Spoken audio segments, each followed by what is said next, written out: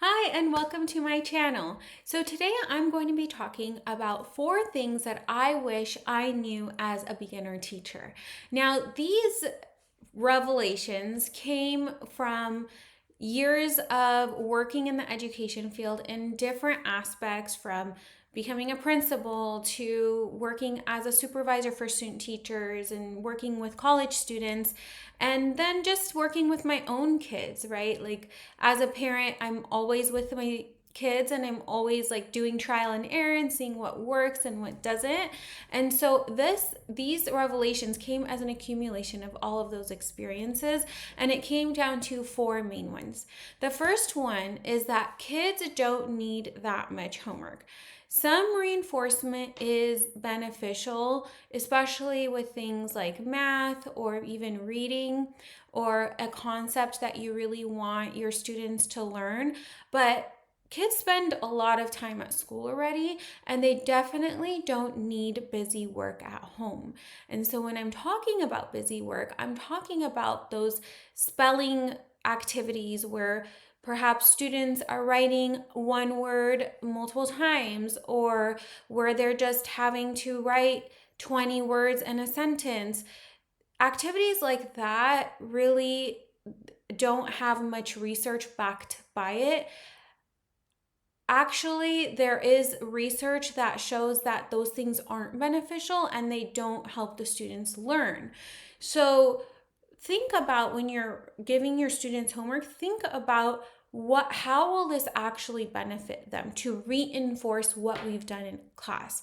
Now, even if you do give math homework, you don't want to give 30, 40 problems, right? We want to narrow it down, maybe even 5 or 10 problems, 15 the most, right? We don't need to drill it in. Again, they're already getting this practice and information at school. So, giving things like a shorter amount of homework or intentional activities to do at home, whether it be reading, maybe even writing a summary about what they read, so things like that really will help them benefit from what they're doing at home. Number 2 is to make sure to connect with the student first before teaching.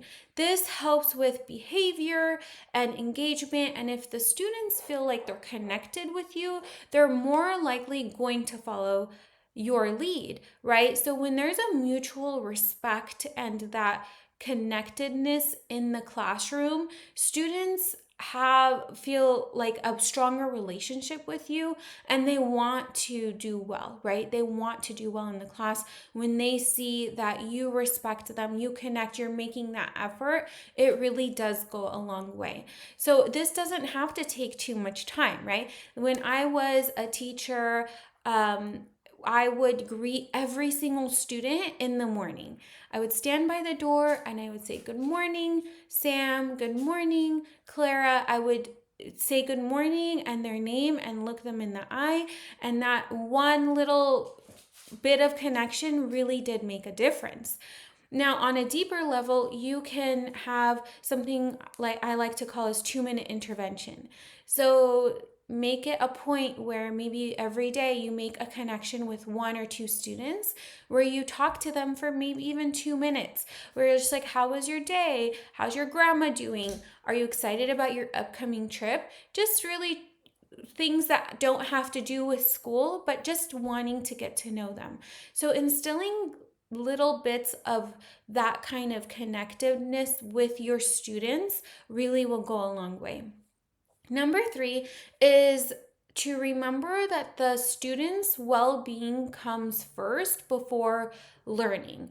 Because the reason why this is so important is because, in this era of talking about mental health and making sure that we are in a good headspace and making sure that our stress is manageable and anxiety, this really does apply for kids too, right? Like, kids feel anxious, they feel those really uneasy feelings, even adults do. So remembering that and having those little check-ins, which connects with number two, what I talked about, having those connections, making those check-ins really does go a long way, because if students have things on their mind, they're not going to want to learn or do things in class. So really get in tune with your students and talk to them and see how they're doing, and remember that their well-being does come first, so that we can get the things done that we need to get done. And the last one is that creation trumps consumption. Kids need to have the time to think and create. This is how that they'll build the critical thinking, analyzing, and problem solving skills, right? So having those times in class where, of course, you will need to do direct instruction.